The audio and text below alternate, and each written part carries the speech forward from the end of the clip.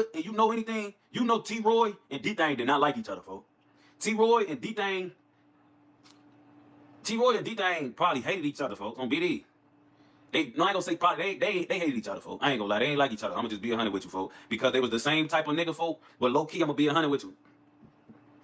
Troy always, even when we was shorties, you know, like he jumped off the porch early, a lot of niggas used to be terrified of Troy, but D-Thang always been that nigga in the gangster, folks, since they was little. And you know, D-Thang, folks, you know, O-Block, well, Parkway been around longer than 600, been around, folks, like, and cool. So everybody know for them used the bump. But like T-Roy, folks, he was a gangster, he was like that, folks.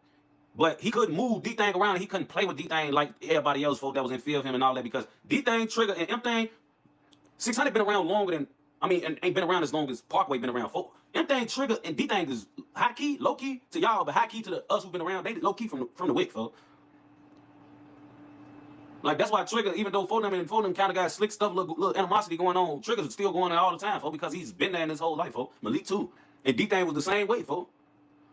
So, like, him and D-Thang and T-Roy beef was just a beef that only T-Roy can handle on his own, folks. He couldn't get O-Block, or he couldn't get the blocks into it with each other, because everybody, folks, from O-Block was like D-Thang brothers too, folks. They weren't going to play with D-Thang, folks. Like, and it's T-Roy we talking about, you feel what I'm saying? Like, but everybody know D-Thang official, folks. Ain't nobody finna ride with T-Roy against D-Thang, folks. So D-Thang and T-Roy just had to bump, and it was just they separate little beef. I ain't gonna lie.